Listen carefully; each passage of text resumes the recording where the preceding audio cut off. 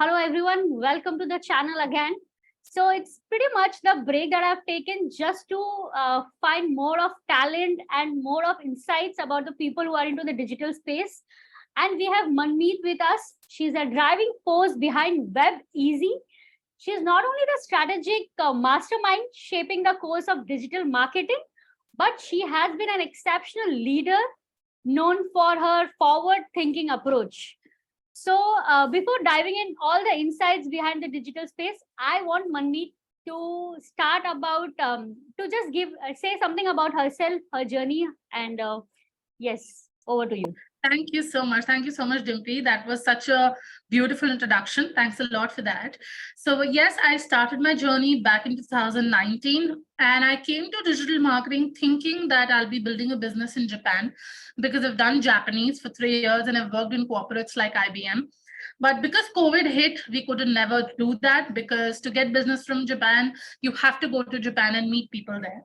Since 2019, I started experimenting here in India. And whatever we are going to discuss in the podcast further is going to be how my journey has been. But it's been almost 3 to 4 years that I'm into this space and trying my own things, doing my own mistakes, and then learning and growing with time. Okay, great. So, I just want to go back to the time when you started. It was a freelancing, or what does a business model look like? What was there in your head? Because I think people pivot a lot. So, what was Yes. your yes? So, what was your take on that? I think I would absolutely say, you very rightly said that people pivot. And what was in my mind back then, and I'll be very brutally honest about it, it was making money. Because, when I was looking at all the people and the coaches that I was learning from, whatever mentors I was following, I could see that how fast they have grown. I could see other people on YouTube doing those sort of stuffs back in 2020. COVID had just hit, digital era was on a boom. So the only thing in my mind was 1 year I'll do this, I'll make videos, I'll go popular, I'll get thousands of followers, and I'll make money. So the only thing in my mind was I was chasing money, and that was my problem. My success was delayed a year is because I was just chasing money. And once I shifted my focus from chasing money to delivering results and focusing quality, that is when money started chasing me. So I think that's about it. And I did not know anything. All I knew was that I will have a marketing agency. I will provide marketing services because I had done a digital marketing course. And I thought I want to make money. I'll give the services and I'll make money. So that was all that I was on my mind, chasing money. Very true. I mean, even when I back, and my idea of digital space was also making money. Videos fame मिल जाएगा and Instagram में इतने followers हो जाएंगे, YouTube में, and that is how brands would approach you. And I mean, this is like shattering your dream after 1 year of not achieving anything. But yes, this is truly said that when you stop chasing money, money will come to you. So this is a byproduct, which is true. Right. Okay, in the digital space, I know getting that first client, it's like you know everything. Learning phase is there now, earning phase. So how did you crack that first client, and how much did he pay, or he or she paid for the first service? Right. So before I answer that, how did I get my first client? I'd like to answer that how much did they pay? It was about, that was an international client, the first client that I worked with. It was about $150 as what I got. And I would say that was really less to the service that I was giving, because back when you're starting, you feel I won that one opportunity. That time, that money is not in there, because by that time I realized that I'm chasing the wrong place. I'm chasing the wrong side. I should not be chasing money. So that moment I realized I want the opportunity. Money will just be like, a byproduct to it, that I get it and I'll satisfy my inner, thirst that I've got the money. So how I got the client is like a larger answer to it is because I have been somebody that I keep advocating myself, because I say that you are your biggest promoter. Only you can advertise yourself until and unless you have like a big team shouting for you on social media. So no matter where I would go, whether it be a wedding or a function or anything, I would keep talking about what I do and how I'm doing it. And that's how I got a few initial clients. About the first client that I got, since I keep speaking about myself verbally everywhere, I also do it in terms of stories. And at that time I used WhatsApp stories, because I feel that people might not respond to you, but they're watching you every time. And that time I did not have a separate number for my business. My personal number was what I was utilizing. Now my family, my husband's family, and then their families, relatives, my friends and friends of friends, a lot of people have my number. They have my number saved, and anything I put on the story, they're watching it. So that's how it happened, that I used to keep putting stories that, now I've launched my website, and my, business is my baby. It's launched. I'm excited. I've left my job and stuff of things. So one of my in-laws side relatives saw that story back and forth.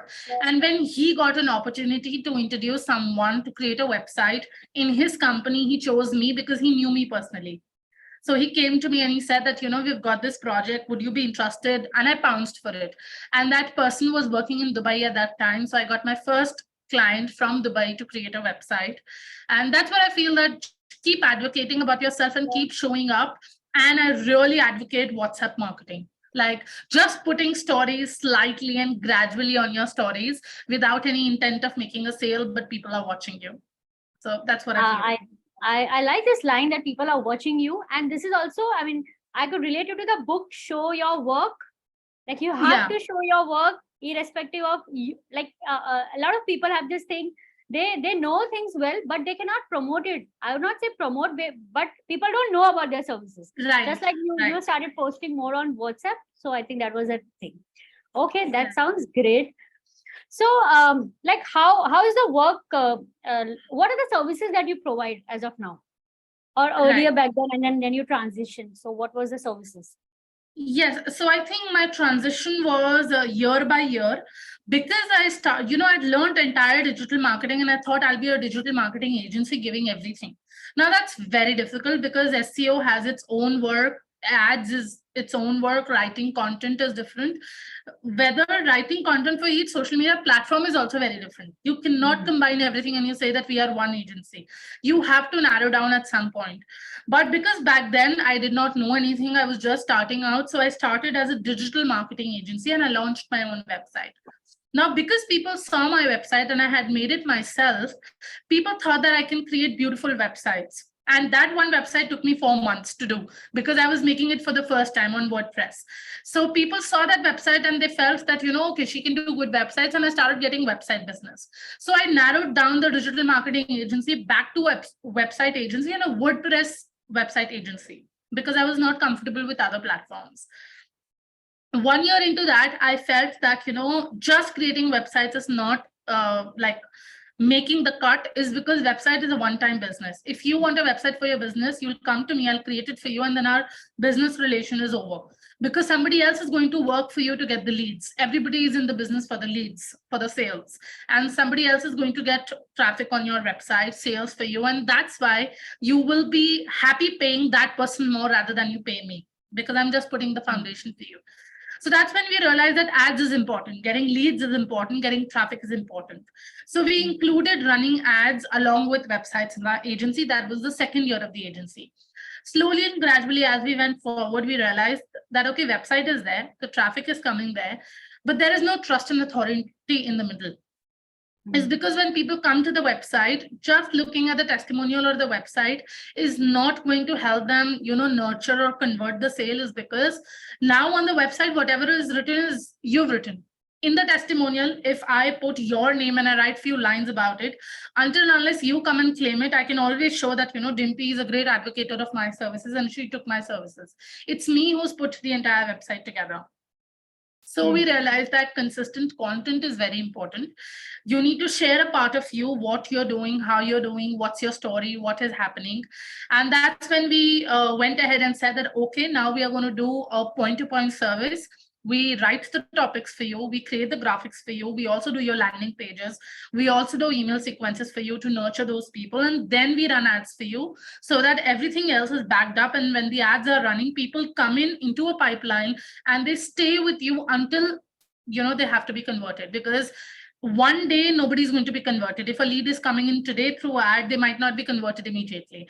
But we make sure for our clients that we keep them warm enough until the lead is ready to make a sale and become a paying customer. So that's what we do. Great. So I'm hoping our listeners are getting a lot of insights. So I just want to add one thing to it. I want to ask, like, you have, there are a lot of services with time you have included. So the Right. services are getting broader. So is your Yeah. niche, as in when your target audience, if you would say, so even that is that is specific to a certain group, or even you are expanding the target audiences also.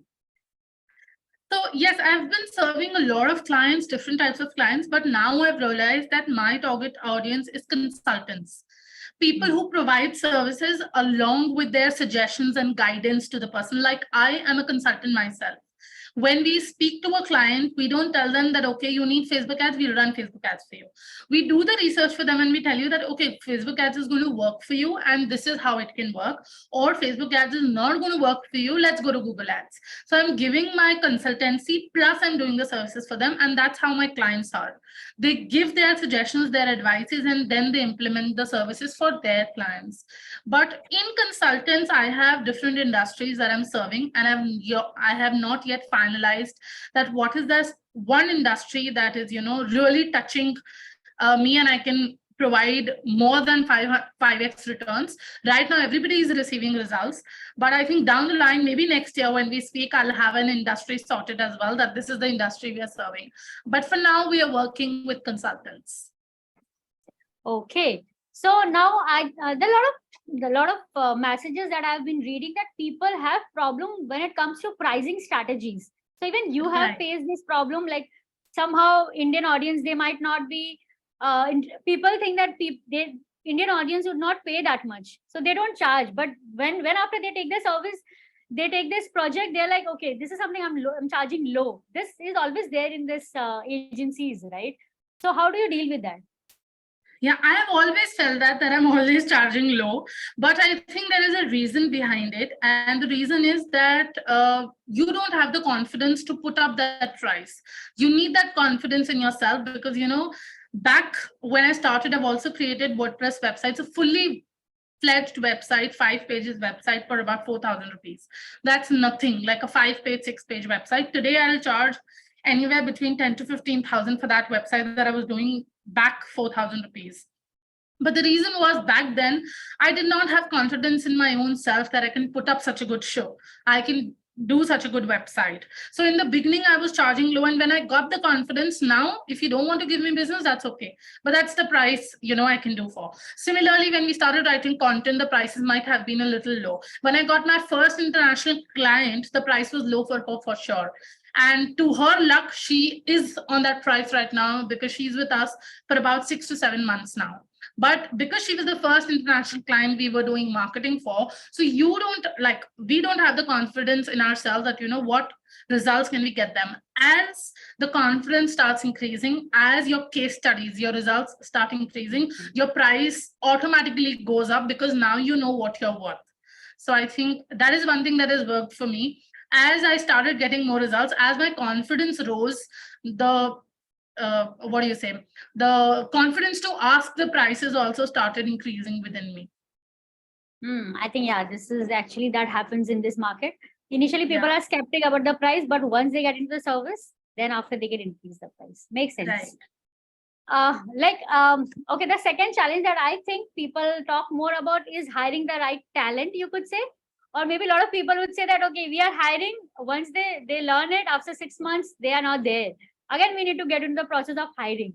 So how do you deal with it? First question. And secondly, how do you create that environment? Because digitally creating that ecosystem where people are in. So how do you do that as well? Okay. So when it comes to hiring, definitely I would say that you do face the problem of people coming and going. So what I've done is I've realized that as you are growing a company, first of all, we are not in the space to pay an expert. Like if, for example, I need someone to come in and do websites for my company, I do not have the bandwidth to pay an expert 30,000-40,000 rupees in the beginning.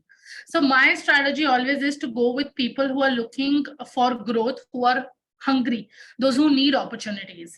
Those are the kind of people that fall into two brackets. They could be still in college and looking for an internship, or those people would be that they have just finished their colleges, their learnings and everything, and they're looking for their first job.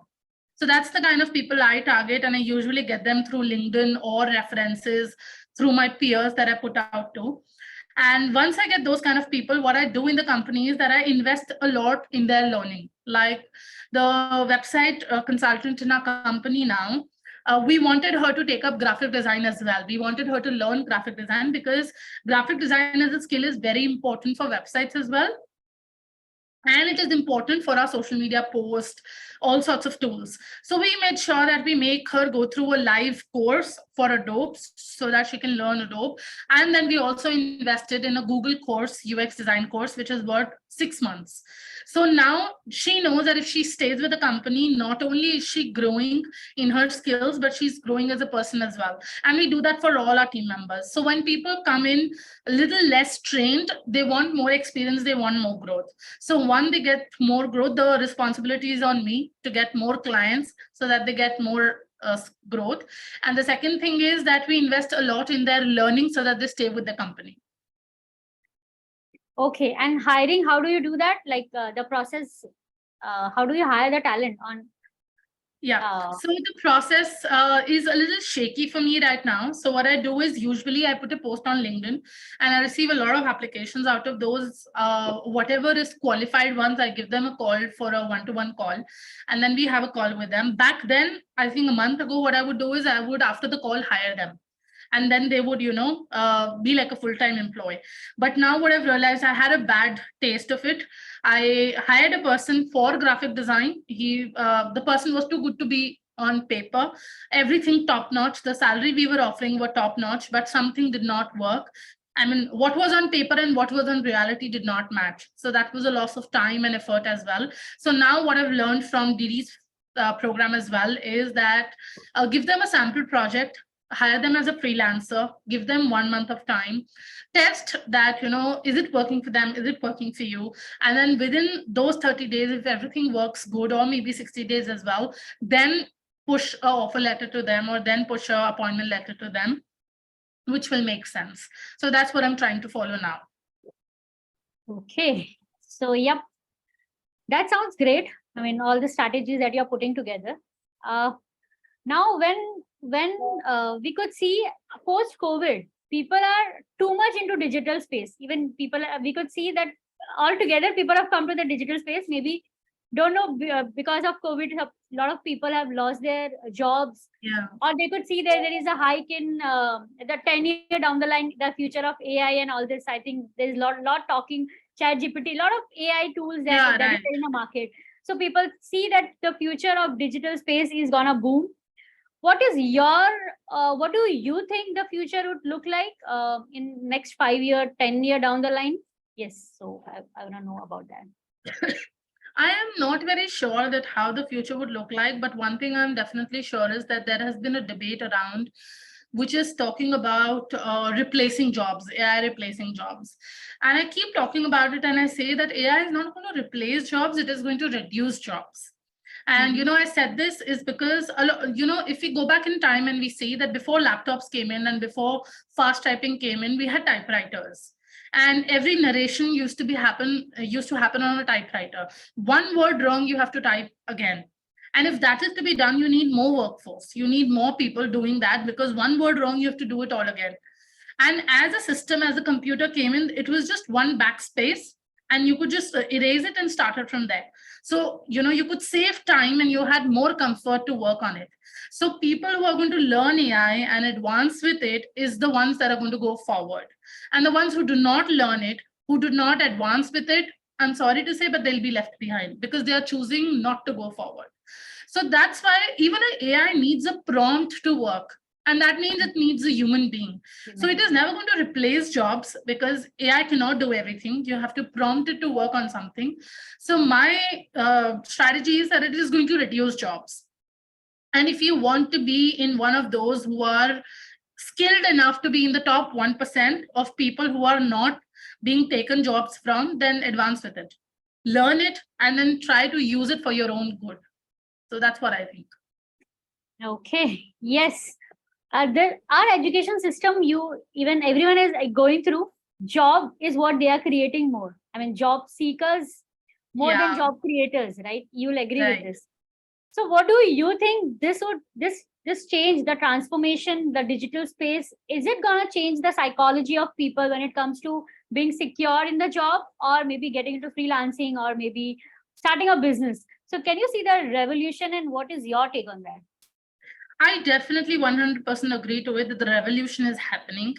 People are realizing the fact that no longer school education is the most important. The education that we're getting right now, I'm sorry to say, but what we learn in our schools is made to learn so that you can do a desk job. You can sit at the desk like a robot and work all days. What we are doing right now is skill based education, and skill based education makes you earn more money. So with all the people or the mentors coming forward, spreading awareness, and people are investing more in marketing and skill based education than an MBA today. So the revolution is definitely happening. It's just about the awareness. And if we, the generation that is today, who's going to be tomorrow's parents, take up this, that we do not want to send our children to school. So me and my husband is very clear on one thing, that whenever we have a child, we don't want the child to go to school. We can give them enough knowledge at home, like a Gurukul system back in India. They used to learn everything from cleaning to learning to meditation. That is all from India's culturally rooted. The colonization that we had has ruined everything and made us more job ready. But I think slowly and gradually we are going back to that system. So it is a responsibility of our generation to take that up as an awareness and make sure that our children go through skill-based education rather than the cramming education that we go to in our schools. Absolutely. So, I mean, 100%, I agree to that. So yes, now, if supposedly our audience would be looking forward to, they're already in a job, or someone who is starting their career and taking up job. So what could be your recommendation? What skills are important for them? Firstly, how much money they could make, expect in the beginning, and gradually, can they make career out of it? There are a lot of questions in their head. So can you just help us break that?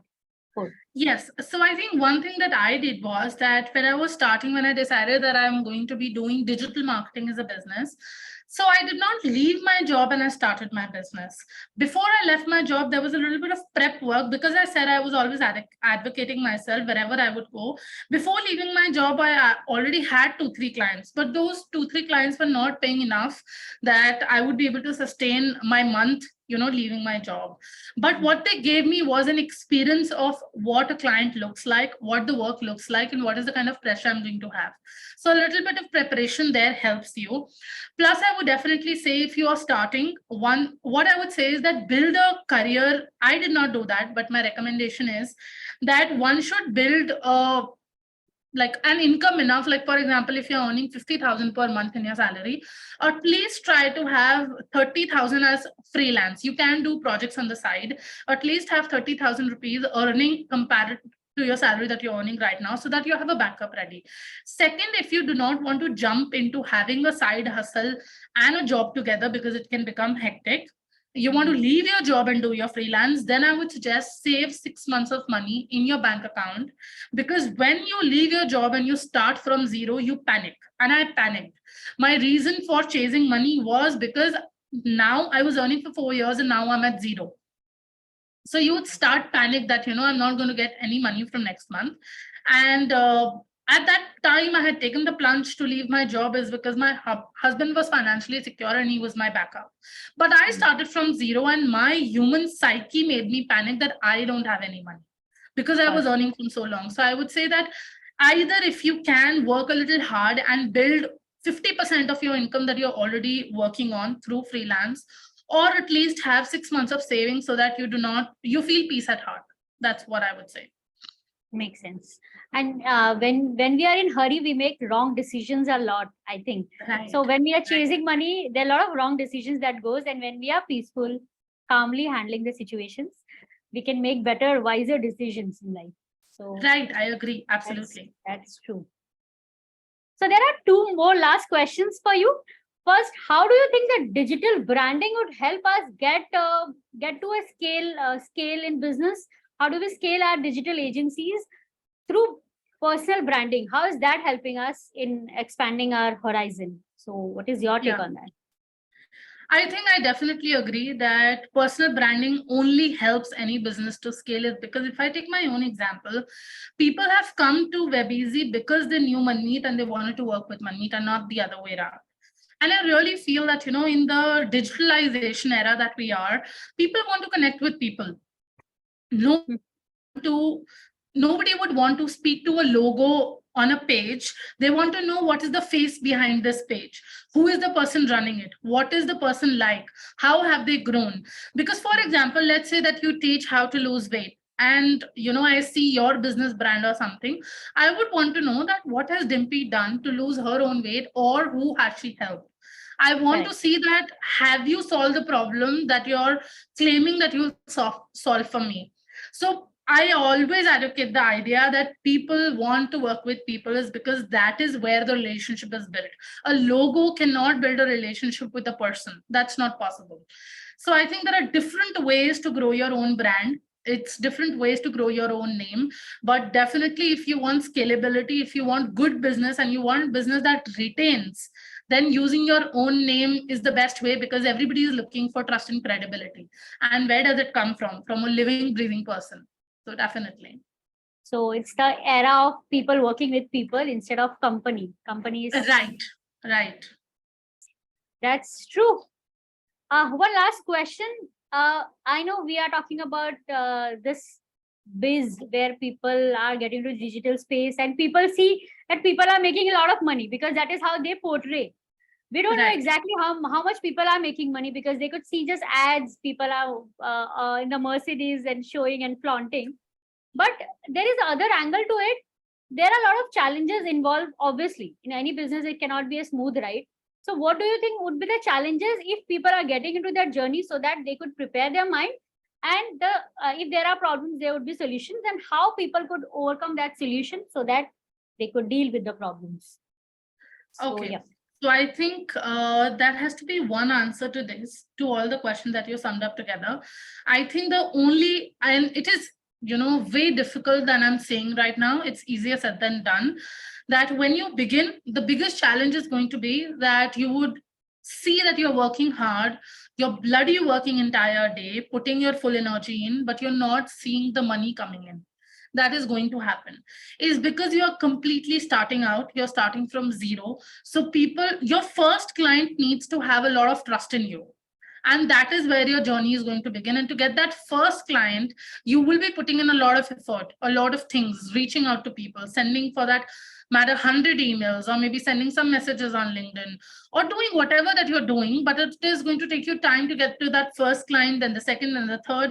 And once you have at least 5 clients in your portfolio, then the journey is much easier, is because you're going to say, hey, here is what I've done, would you like to work with me?